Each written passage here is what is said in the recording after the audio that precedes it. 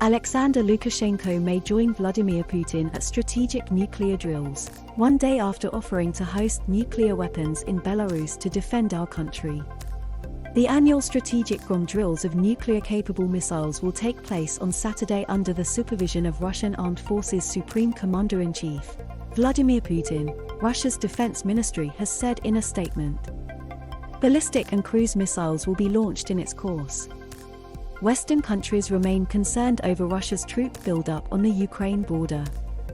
Russia has deployed up to 30,000 soldiers, tanks, artillery and ballistic missile systems to Belarus for joint exercises.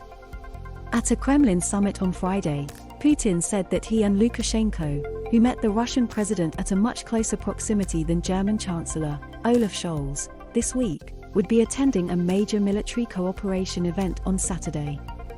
"We're going to be at an interesting event tomorrow," Lukashenko said while discussing ongoing military exercises. "And we'll be participating," Putin interjected. "We'll actively take part." The Kremlin did not confirm whether they meant the nuclear drills, saying only, "If they decide to be there together, then they will be there together." The surprise announcement came as the two men were expected to discuss the fate of the Russian troops sent to the Allied Resolve military training exercises concluding on Saturday.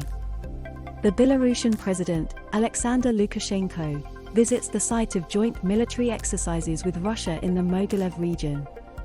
EPA. Western officials have warned that the military drills in Belarus could be cover for preparations for an invasion of Ukraine and a possible attack on Kiev.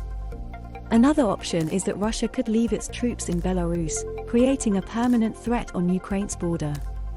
Satellite imagery has shown Russian armor and artillery within miles of the Belarus border with Ukraine, and Western officials have pointed out unusual military activity such as the construction of a pontoon bridge over the Pripyat River in the Chernobyl exclusion zone. The Russian-backed separatist states in East Ukraine on Friday announced a mass evacuation, stoking fears that Moscow is seeking a pretext to launch an intervention. Russian officials have pledged that the troops will leave Belarus after the exercises conclude. But in contradictory remarks, Lukashenko on Thursday said, "If it makes sense to keep Russian troops here, we will keep them as long as necessary.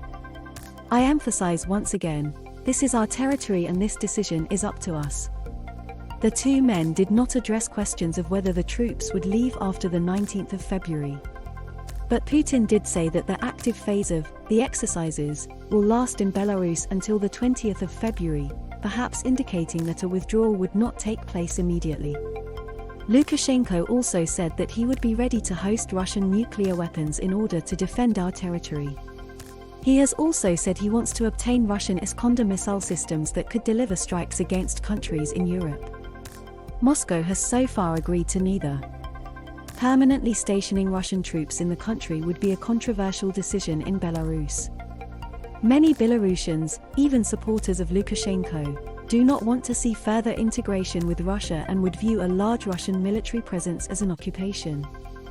Lukashenko has resisted efforts to integrate his economy and politics with Russia under a Union state plan but increasingly needs Russia's financial and diplomatic support in his own standoff with the West.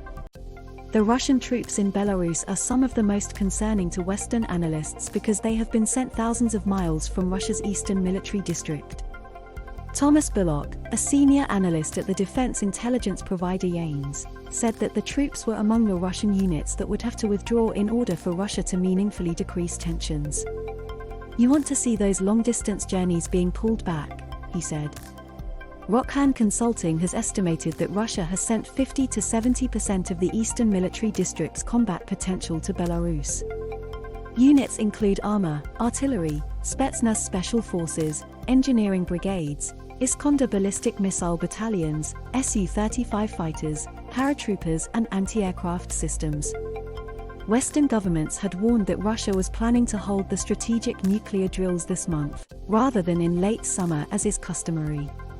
The Russian drills would involve forces and hardware belonging to the Aerospace Forces, the Southern Military District, the Strategic Missile Forces, the Northern Fleet, and the Black Sea Fleet, the Defense Ministry said. The Kremlin spokesperson Dmitry Peskov said that Putin would take part in the exercise from a Defense Ministry Operations Center. Even test launches of this type are impossible without the head of state, he told reporters. You all know about his famed black briefcase, the red button and so on.